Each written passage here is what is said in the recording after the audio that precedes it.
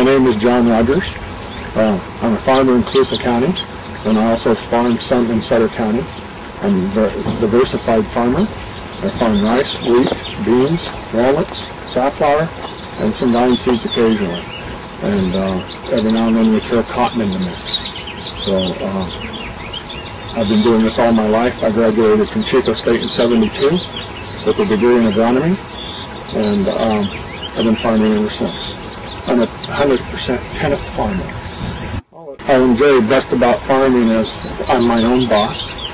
I'm responsible to myself and a handful of people in my family.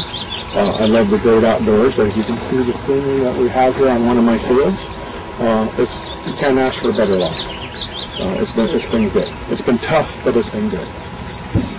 Some of the greater challenges as a farmer in the lovely state of California is all the new rules and regulations with the EPA and everything else that we must face on a daily basis. The new rules and regulations that change constantly. We have to constantly be on top of it, or else the fines are quite extensive. Other than that, it's the high cost of operation now. The input costs now are anywhere from $900 to $1,400, $1,500 an acre, depending on what crop you're raising for that year. And sometimes the return is not much greater than that. Sometimes it's less. So those are some of the things you have to factor in when you're doing a budget, and hope you're picking the right crop for that year. Every year, especially even this year, we've had a late spring. We started started to put the rice in early April, and we had about 5 or 6 different start dates because it would rain every other week. Every 10 days there'd be a new front that would come in, and my whole rice operation boiled down to about 10-15 days of actual working around the clock to get the 700 acres of rice in for the year. I started planting on the 19th of May and finished on the 26th. That's a pretty tight window. Now, the next problem is, of course, the harvesting dates, because everything's all bunched together. Some farmers won't leave their home without their hat on. I myself personally don't leave my home without crop insurance. I believe in it. I have had to use it a few times. I don't look forward to using it because when we do need it, a catastrophe has happened. Something drastic has happened, whether it be the price has completely fallen out or the production is not where it's supposed to be. One year I had 600 and some acres of beans all cut in windrow, and the north wind blew for 4 days. It blew gusts up to 40-50 miles an hour, and half my bean crop disappeared. Just blew across, one field blew across the highway, and there was no saving that field. The rest of the fields blew up against the timber lines. So you just go out there with burn cans and you have to torch it. And crop insurance paid off that year. Like I said, for the high input costs in California that we face, the premiums that are paid for crop insurance are very minimal. Depending on what policy I pick, what coverage I pick, my costs range from anywhere from $18 to $34 a year. And when we're borrowing hundreds of thousands of dollars, it's a minute figure that we need. And it's a great safety net. Agriculture is very important to Colusa and Colusa County. It's the #1 source of revenue. It's the #1 industry in the county is agriculture.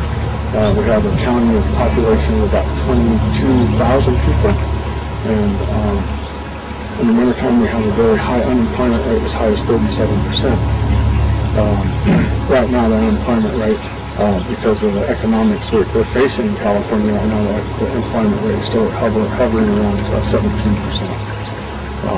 But agriculture is Colusa County's #1 crop, main industry, large source of employment.